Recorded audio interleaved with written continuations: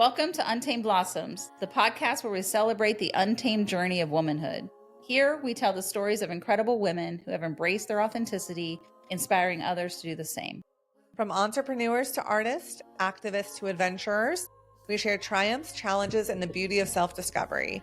These are the stories of women blazing their own trails, breaking free, and blooming unapologetically. Join us to connect, be inspired, and celebrate the power of women's stories. Together, let's rewrite the rules and embrace our wildness.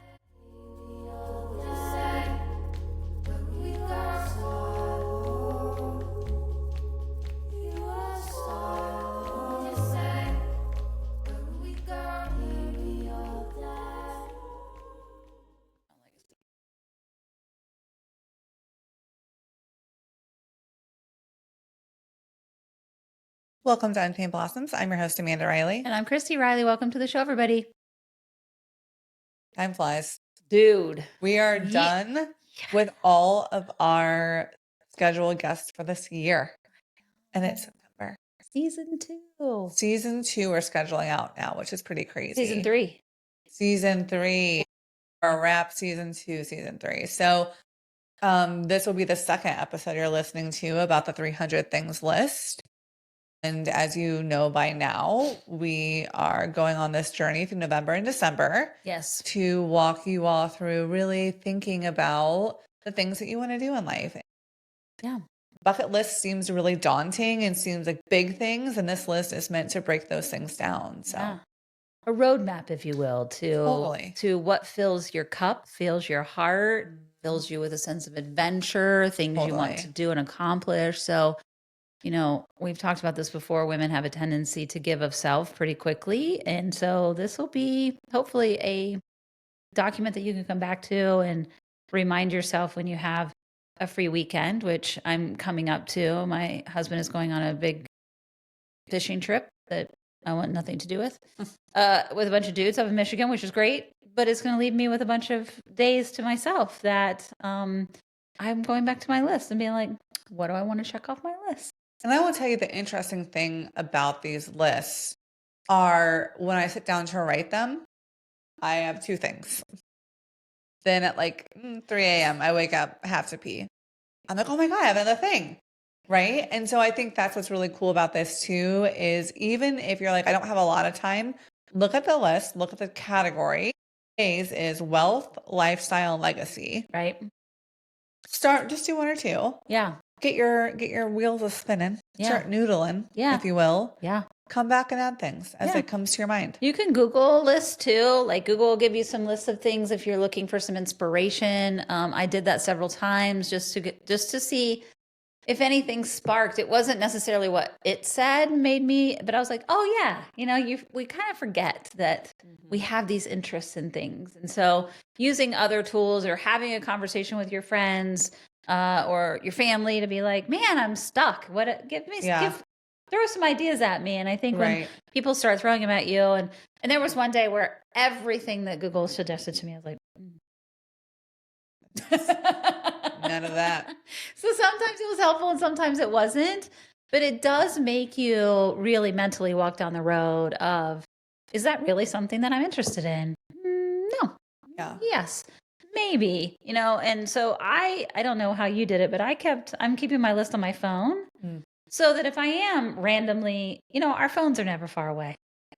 If I'm randomly like hit or struck by something, or I hear something on a podcast or in a book or in conversation, I can be like, oh, I can add that to my list. And, I love a good Google Doc. Yeah. Google Drive. Oh, yeah. My lifeline. Uh-huh. I have the Google Docs app. So it's so nice because if I'm on my computer or if I'm on my phone, like anywhere that I have internet access, I can log into my Google account and just pull up my list and add them because it will strike you at the weirdest times. Correct. So those of you who like pen and paper, I'm here with you. I also love pen and paper and lists. But I have found that for this project, having it digitally on something that I have with me all the time is really helpful because if any of you are like me, my memory's not so great these days with the menopause brain. So, I'll think of something and be like, oh, that's my list. And if I'm not close, if I don't put it on my phone right then, later I'll be like, what was that thing I need to put on my list? And I know that we talked about this too, but I would love to at the end of the year display it somehow. And there's lots of different ways Mhm. you could do that. I know that the gentleman that started this displayed his like in a poster, Yeah. I believe. Yeah. Um, but I think there's a lot of creative ways you could do that. You can vision board with using your list without even Yeah. putting the things on there, but let be Yeah. your inspiration. But we just had I know by the time this airs, it will be mid-November. Um, but we just had the fall equinox. So the balance of light and dark just happened, and we will start descending into the darkness and rest. Yes. We literally built our podcast this year to go with the flow of the seasons Yep. versus probably what most other people do. We knew we wanted the time to rest and to have meaningful conversations. All of our conversations are meaningful, but Right. just a restful, stress less Right. Season. last few months of the year, even going Yeah. into the first two. January is not the time Right. to start brand new things. So our hope is that you finish these by the end of December, and then Yeah. starting in January, when you start thinking about what next year wants to look like, you have, as you said, Yeah. a roadmap to doing some of those things. So I love that. I love that. Spending January, February as you head into spring, planning. totally. Planning for what you're going to do with that list. And it might inspire your family vacations for the year. It might inspire girlfriend trips. It might inspire New signing up for an habits. art class while it's gross outside and you don't have anything else to do. I mean, that's really what I was thinking in a lot of that I've done there's one that's artistic expression. It's exactly that. I'm like, this winter I'd really like to, as we have the time, right, to dive into maybe a class or more time to paint or things that are more Right. restful, relaxing, meditative. Yeah. Yeah. I would love, if you don't mind, to go into kind of my descent into this list and what happened and the twists and turns it took. Yeah. Again, we're talking wealth, lifestyle, legacy. and legacy. Immediately, I think of Batman. I don't know why, but all of those things reminded me of Batman. I was like, Gotham. We are in Gotham. So it just was interesting because I never can be chill about anything, right? So like Batman, what would he do saving the earth? It's too much. It really the first thing that comes to mind is, why did he make all this money and save money and have money in the bank and then put everybody in my family through colleges? And that is the first thing that comes to mind, which is really big. Yeah. And the list is 38 things, 37 things, 38 for this one. I forget how many is on this one. Right. So that's a really, really big one. I'm like, that doesn't make any sense. And so I started really, really thinking about legacy. And all that kept coming up for me was like money and like status, not anything else. And I think it's probably because I don't have kids right now. So it was just hard. But then it made me noodle, right? It made me noodle, it made me think. And I stopped thinking in that aspect and started thinking, what do I wish I had from my grandparents and great grandparents? Like what knowledge, what things that they did that I know about they did that I wish I had. And that actually was so helpful to me. Nice. Because my grandmother was insanely creative, insanely creative. Right. And she loved books. And she loved cooking and she loved doing ceramics. And you've spoken a lot about her that you think a lot of your endeavors have come from her. Totally. Yeah. But there's a lot of things I haven't tried that I would love to do that I feel like she did. Right. I didn't know my great grandmother. I knew her in a very specific way.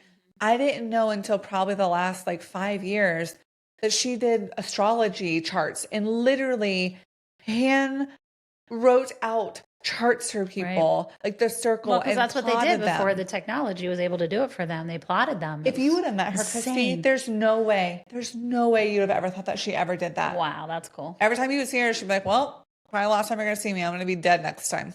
And he'd be like, cool. She just had nothing.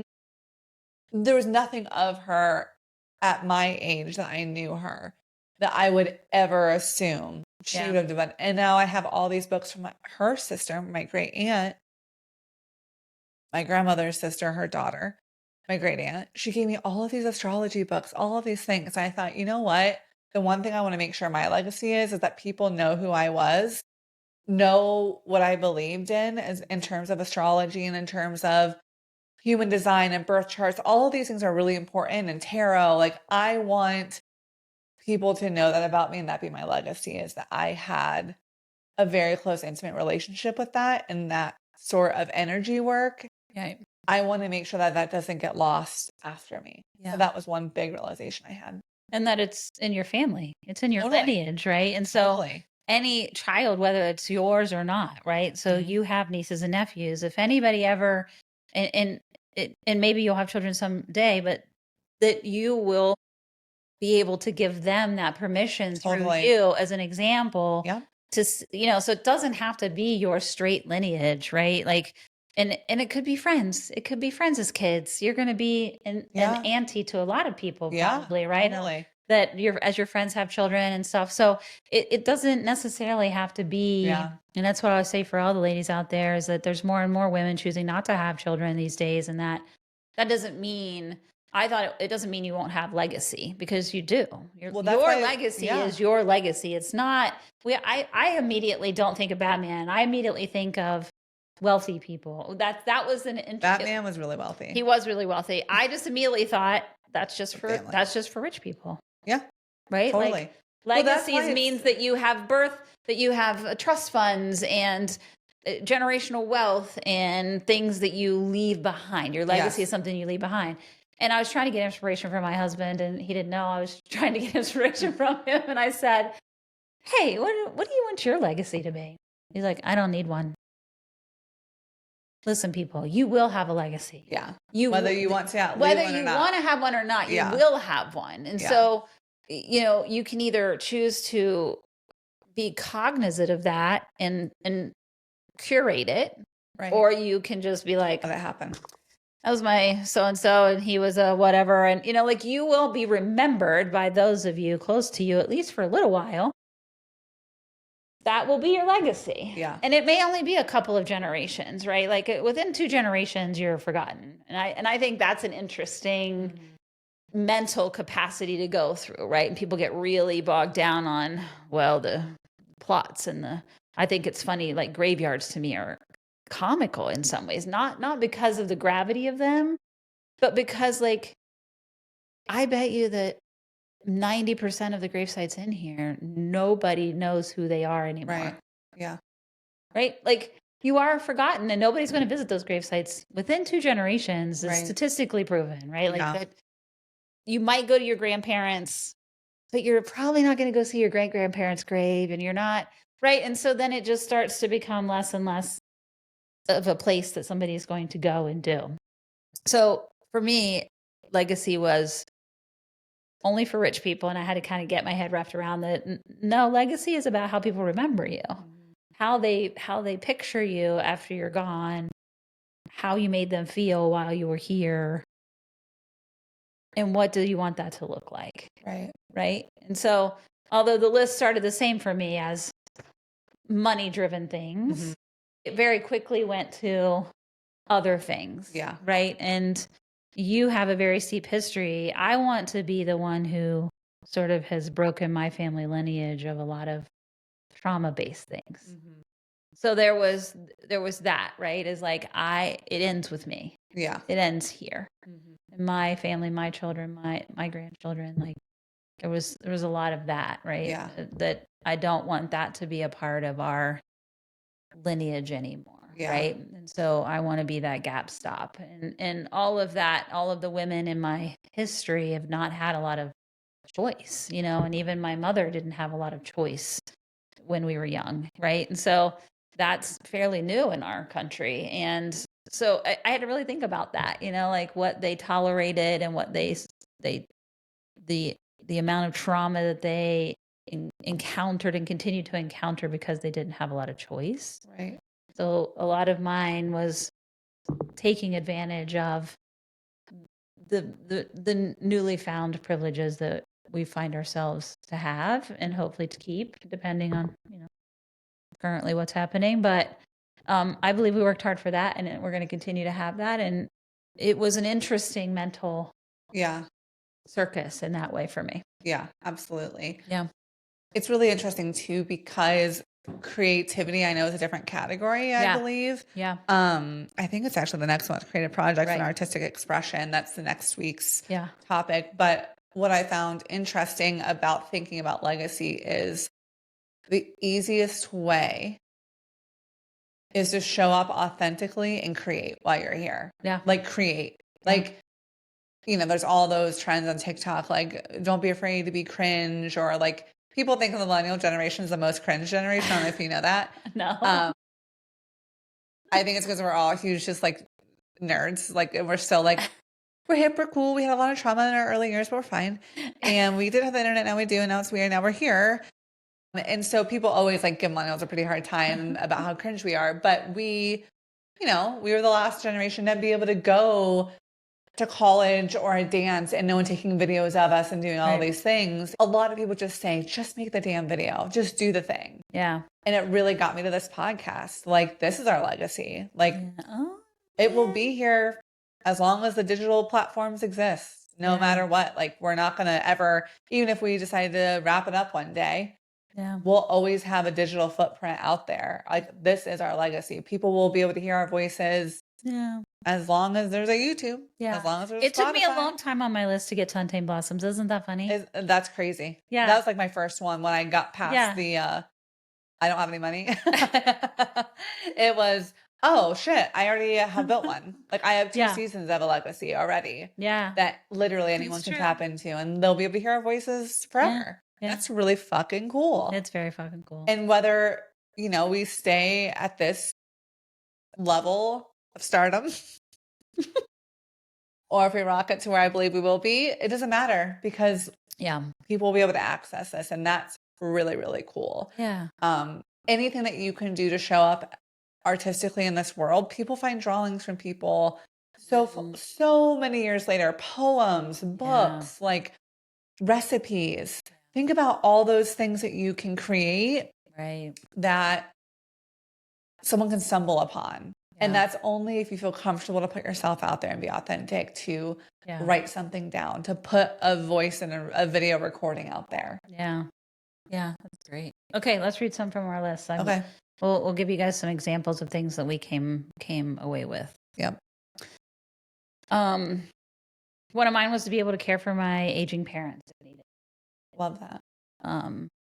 Whether that be financially, physically, whatever, being able to do it here on the land. That was one of mine. Yeah. I love that. Go ahead. We'll go back and forth. Donate to environmental groups.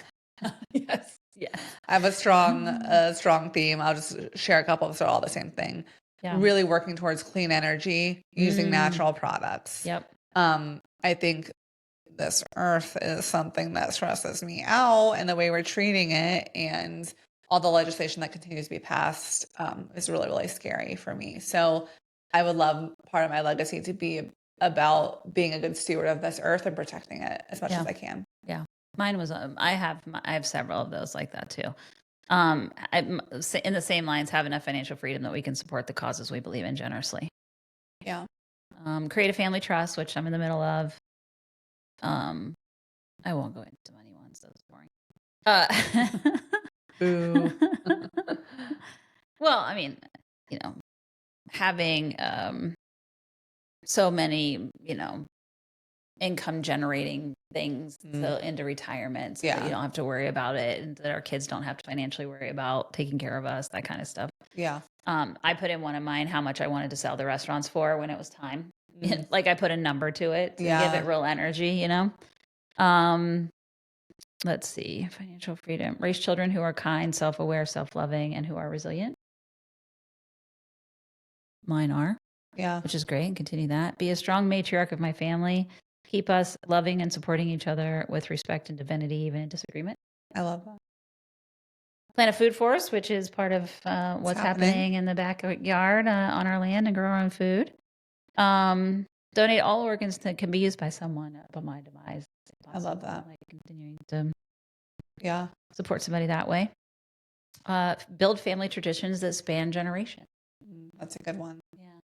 That actually, something similar on my list was inspired by that, and our friend Carrie from the gym. So one of mine is creating mutual aid and family planning. Yeah. So how do we make sure that people, whether it be your kids or my other brother's kids, like hopefully my kids, like how do we make sure that they have some sort of fun that they can help each other out if things get hard and it's not falling on one person's feeling like stressed to help the other person out. Yeah. Like how do we make sure that the family comes together, and Carrie's a great example of that, and her and her family of making sure that they have support for one another that's just built in to how their family operates, and everyone puts money towards this one spot so that everyone can be supported. I think that's like a huge lift of burden, especially for the women in the families. Like, Yes. how do we get that weight off the future generations' backs of who's going to be able to do this? Who's going to be able to financially support or physically support? Like, well, how can we start now making sure that the youngest people in the family have an egg to pull from it and can start a tradition or generational habit of supporting one another. Right. And I this is a great example of what this is for, you guys. This is a great example in my opinion. Carrie basically just flippantly mentioned that they have a family fund that they all contribute to every year. And they use theirs not only for scholarships for the kids who choose to go to college, but also as they really believe that getting together once a year. They do their family reunion, right? And so, and if you can't afford it, it's always at a hotel. It's for a whole weekend. It's not just for 4 hours. It's true quality time for a whole weekend to get together with people. Yeah. And if you can't, and it's catered and, all the things, but the fun goes towards the food and it goes towards rooms if people can't afford it. She's already inspired you and me and Cristi to be like, that's the coolest shit we've ever heard. Yeah. Right. Because if you become the go-to for your family, right? Because they know that you have it, it becomes a huge burden on if there's these discrepancies in income and success, right? Where the fund really kind of even allows people to give when there's a need in the family for things that somebody's struggling, unplanned expenses, that kind of thing, death in the family, whatever it is, they have that fund to be able to contribute to things. And I just think it's just a really cool concept that can help keep people from being really negative in their family culture to having a really positive come together experience. And it's all about the pressure of it all and the who's going to do what. I think that's really what pulls families apart during death, during times of hardship. People, I think, always want to do the right thing, but then there's some sort of leftover animosity potentially. Why am I the one that has to constantly do this? And that can be emotionally and financially load. You know what I mean? Like it's not just all financial. Emotional, physical, financial, any of it, right? Yeah. And so I think that's a good way to level that. And also just mutual aid in general. Yeah. In communities. Yeah. There are so many places that need assistance. And if you have canned goods to spare, if you have time to spare, like how can we make sure people in the community around you have what they need? Like I would also, outside of my family, love for that to be part of my legacy is, wow, like she really, really cared about making sure other people had what they needed. And it's something so small. My sister-in-law, my husband's sister, we are starting to do a soup series where we're going to start making soups like once every other week and take turns picking recipes, and we're making it together, splitting the ingredients and then splitting the leftovers, and we're feeding ourselves plus Noah. He's so lucky. Kate's a really good cook. But little things like that of just building things that you do that you can share. Right. I think it's just so important. Yeah, I agree. I totally agree. And my point is that she didn't even know about this list, and here she made it. What she's doing in her family made our list. I just think it's really cool to share these things with the people around you and to continue to have conversation with friends. And, this wasn't a real deep conversation. She just happened to mention it, right? It doesn't have to be let's talk about legacy conversation. Right. Yeah. But just listening to one another. And it might be, hey, I'm doing these lists. Let's do them together. Wouldn't it be fun to compare them? And how can we make them come true for each other in any way, which is part of the point of all this process. So, let's see. Be a strong matriarch of my family. I told you that one. Food forest donation. building family traditions that span generations. I want to be known for my kindness and how much I love to play and love children. I want to have inspired someone to change their life and support as many as I could to do so. Love that. Help somebody achieve a dream. Be a person that my family speaks of proudly. I said create a family mission statement. That's one of mine. Love that. Like, I love a mission statement. You know, to give direction to how we are in the world and what we stand for and what we're going to create. Create a safe space for family gatherings that will be preserved. Hopefully we'll be done, here. Done and done.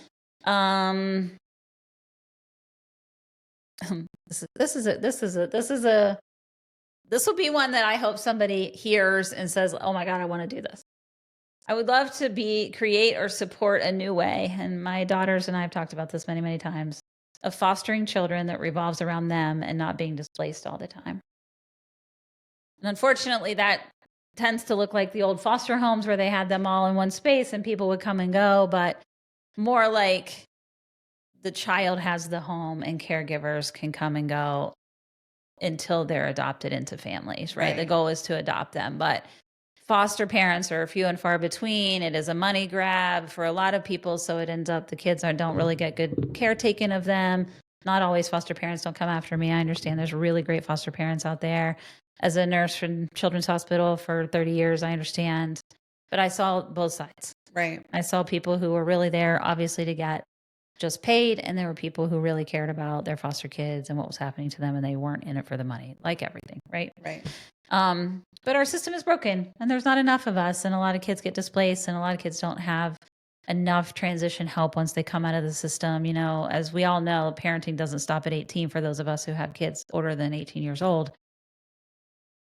We help our kids off to college. We help them navigate picking careers. We help them, you know, like you help them when they get to be parents the first time and they're with their children. And so parenting doesn't just stop, but a lot of times for foster kids, once they get out of the system, a lot of them end up in really terrible situations. So our system is broken. I would love to see a creative solution to our current system that really revolves around keeping children together, safe, and not about where can we put them and is that place safe, and possibly not. And it's already traumatic what these kids go through, much less to put them with somebody who's supposed to be taking care of them and they deliver them more trauma. And unfortunately, that happens a lot more often than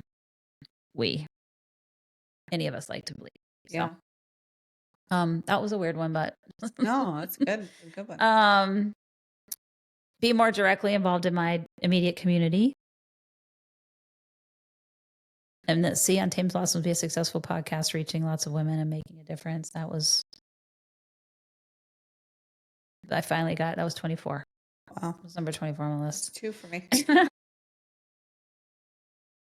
Continue to support local sustainability, not only food, but consumerism as well. Be a good neighbor. Random acts of kindness as much as I can. I hope some of the kids I took care of in my nursing career were forever changed or impacted from me being a good nurse to them and their family. I love that. Yeah. I hope the story of my career will inspire others to seek wellness and not just disease management. Another one. That's kind of the juice of mine is around nursing and hoping that impacted people in a positive way in some ways. I do believe that what nurses do ripples through people and families, especially pediatric nurses, for a long, long time. When you take care of somebody's kid, it stays with them. Totally. Yeah, so, absolutely. Well, some more yours. This podcast was 2. Number 1 was weightlifting. I'm sorry. Are you offended that mine was 24? I'm not offended. I'm just surprised. Sorry. Not as surprised as most people will be to hear my number 1 was weightlifting. But let me explain. I come from a line of women, half of which badass, climbing trees when they're 90. The other half very sick and very not bodily capable of doing many things. Yeah. Whether that be cancer, whatever diseases, it's half and half for me. Yeah. Right? Yeah. And I am just hellbound that my legacy will be strength. Yeah. Like it will be strength. I will prioritize my fitness. For me, that's weight training, as my current knee injury is showing. Any kind of cardiovascular activities result in me always getting injured. So I will eventually have to reevaluate how I'm pickleballing. Anyway, so strength is the key for me. Yeah. Making myself very strong. And I will never, ever jeopardize that in my life ever again. Yeah. It will always be number one. I have let it slip a few times off and on, or done it really the worst way possible, but it will not be, she was the tiniest girl I ever saw.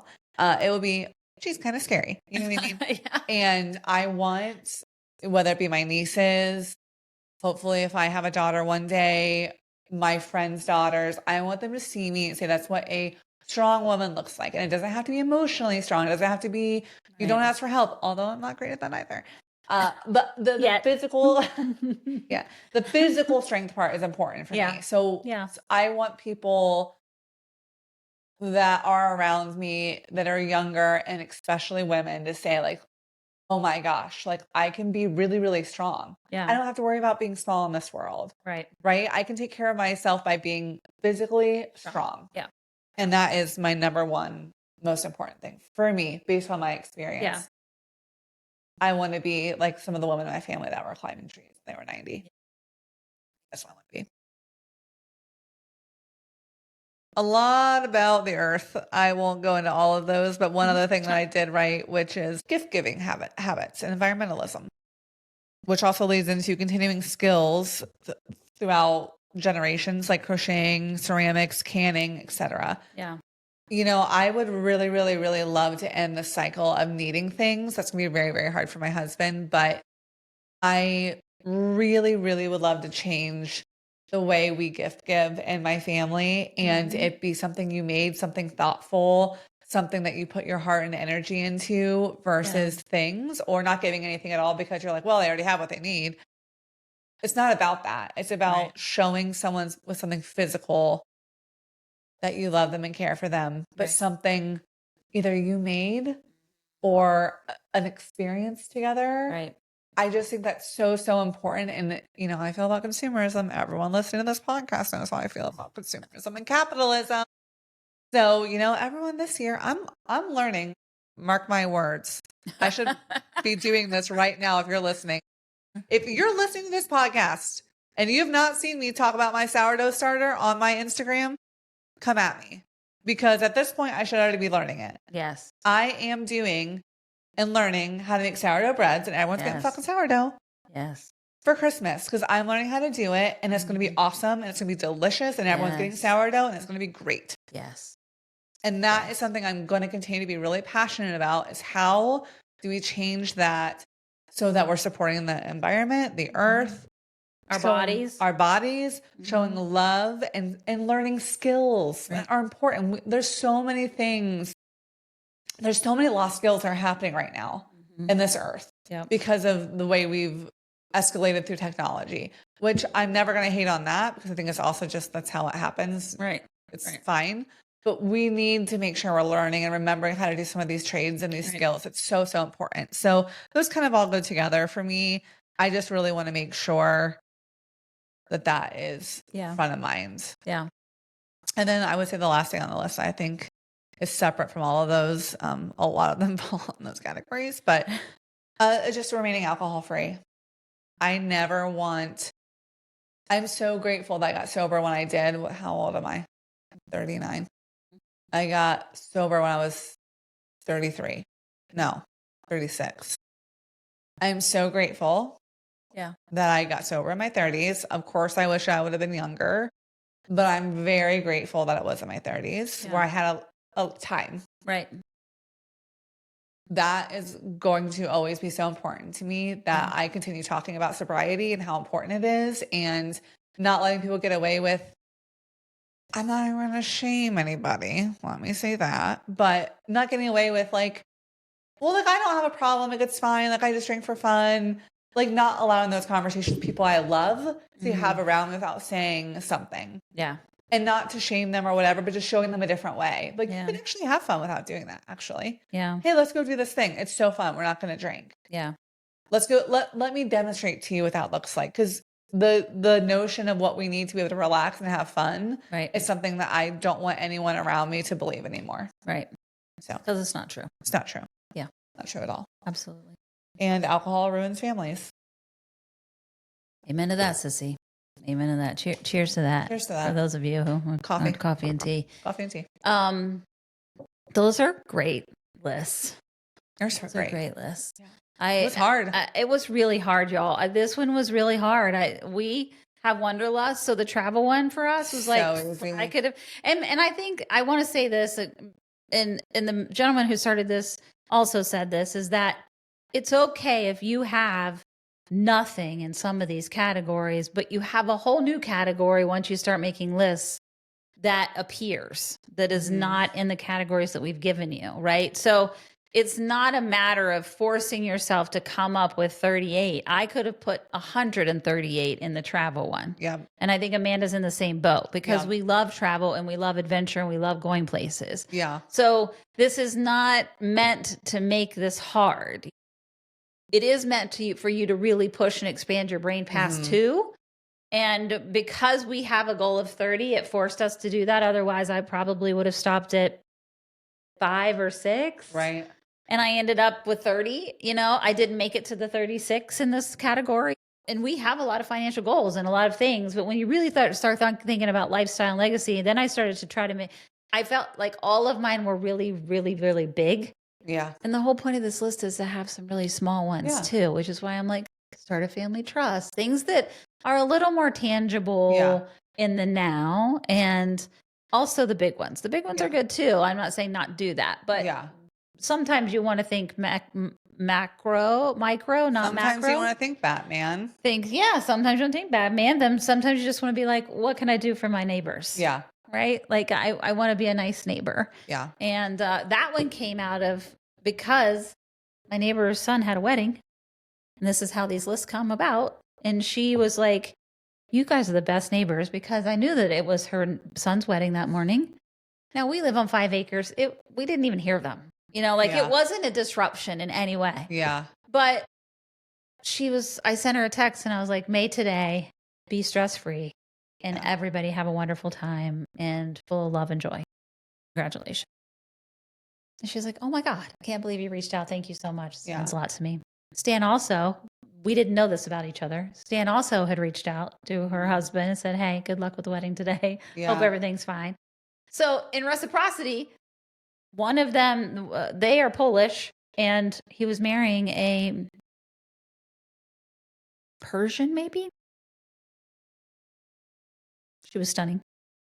My point is there was the treats, the sweet treats, were homemade Persian cookies and homemade Polish cookies. And she brought us a whole container of them for being nice neighbors. Yeah. And it was so sweet. And they were so good. I was like, nom, nom, nom. So, and I've had more neighborly experiences since we got out here than I ever had in suburbia. Right. And I told my husband that, and he's like, well, I don't think that's because people don't want to be neighborly in suburbia. I think people are trying hard for separation in suburbia because you're so on top of everybody. And I never thought about that. Yeah. And that here, you want connection because you need it, because you're so far away from people, like you need, hey, I don't want to run in a half hour to get eggs. Do you have extra eggs? Right. Or do you have, thinking of people when you go in. My other neighbor just brought us, that was on the podcast. She was like, I'm going to Lynn's farm. Do you like this kind of apple? They usually sell out quickly. I'm going to grab them today. Do you want a bag? Yes, please. Yeah. She wouldn't let me pay her for them, of course. The other neighbor brought me fresh laid eggs. Yeah. That she had extra because they were going out of town. Yeah. From her chickens.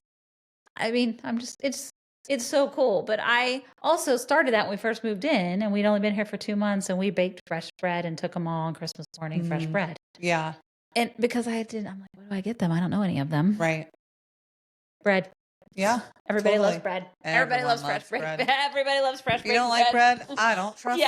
Yeah. Everybody loves fresh baked bread. So it just started. And now I just feel very blessed that I'm in that circle of people that are looking out for you and paying attention. But also, My neighbor will come out and not make eye contact or say hi to you if he sees you out, if you don't say hi to him. Like there's this respect thing of not having to engage every time you come out, because that's the reason you live out here. Right. Totally. Yeah. Right. Yeah. So it's kind of the best of both worlds. Right. So, and that's what my husband's like. I love that dude. He just keeps his head down, and every now and then we'll speak to each other and say hi and have a conversation, but it's not a daily, you don't feel like you're not that close that you feel like you have to have a daily conversation about. So it's the neighbor thing. And that came up just because of and I was like, I just want to be a good neighbor. Yeah. I just want to be known as a good neighbor. I think that goes right back to just showing up authentically as yourself.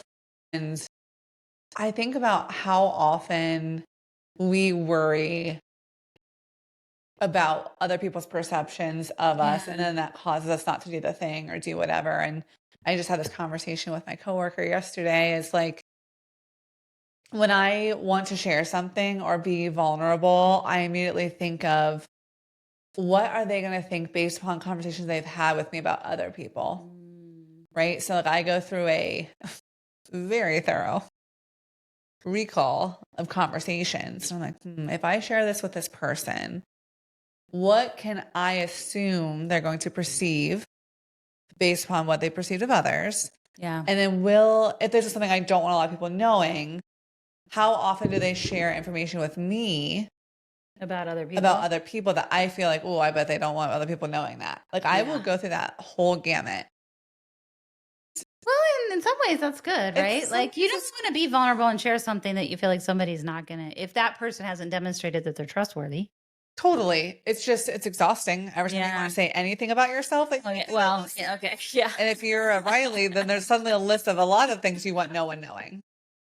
You know what I mean? You're like, no one will know any of this information. Yeah. I've learned some pretty valuable lessons this last year of trust and of being vulnerable. And at the end of the day, like, all you can do is show up and be yourself.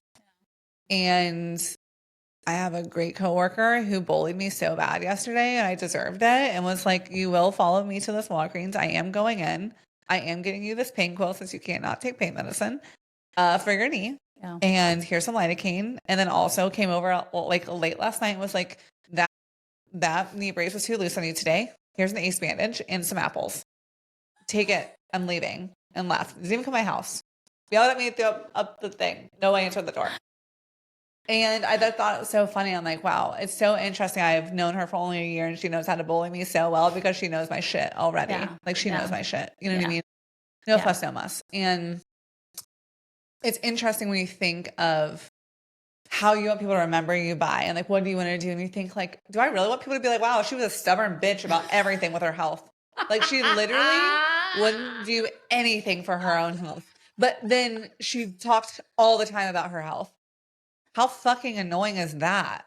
I don't want to be that person. Like, the one that constantly is like, I love the gym. I love being healthy. I love taking care of myself. I don't drink. I won't diet again. Then I'm like, could be a torn kneecap. I refuse to see anyone. I'm going to ice it and elevate it, and it'll be fine. It will be fine. I bet people are like, the fuck? So, it's often good to reflect on some of your behaviors while you're making these lists and thinking, am I really that much of an ass? No, you're not in a bad way. Okay, but, first of all, you're being really hard on yourself currently. Second of all, you have a real phobia. Yeah, I thought I was having a heart medical attack, doctors. You come over and tell me to go to the doctor. Okay, but it's not because you just don't want to go see doctors. You have a true phobia, and that's okay. Of that environment, first of all, what doctors are going to do to you. Having anything inserted into your skin, i.e. IV, shots, injections. You don't love it. Tattooing seems fine. But there's a lot of people who have tattoos that are not okay with injections. A ton of them. And it happens all the time in the health world. Yeah. You have a true phobia of what they're going to do to you. Yeah. And you don't want that. And so you're avoiding it at all costs. Not because you're being an asshole. You really do value your health. Totally. So much. You have such a phobia, one would say, that you do all of the other things to avoid that. Yeah. Right. And so when you have to be interfaced with that on top of what you're doing to avoid it, it makes it worse for you. A lot of gymnastics happening mentally over here. Yeah. Yeah. So I wouldn't say you don't just avoid it to be avoiding it to be an asshole. You're, I appreciate it, but it's again, doing these lists, I do feel like help you think a little bit too about like, yeah. I'm always worried about perception and what people think, but like, what are my behaviors showing up like? You know what I mean? What am I? And so it was a good reminder though too of like, well, how can I be all about mutual aid and helping the earth and doing all these things when I literally won't ask for help unless like people can like visually see I need help. Like that's also not helping anybody because then people that need help are afraid to ask for help. Yeah. Because they've seen me demonstrate my inability to ask for help. So then why would they ask me for the help if they need it, knowing that I would be too proud to do that? Yeah. Cycle. It's a cycle, totally a cycle. Yeah. So I just it's good to self-reflect. I'm not saying that you shouldn't be. I'm just saying like there's a lot of layers to it that you may be really harsh on yourself and not everybody sees it that way completely. Yeah. Observing you is the people who know and love you.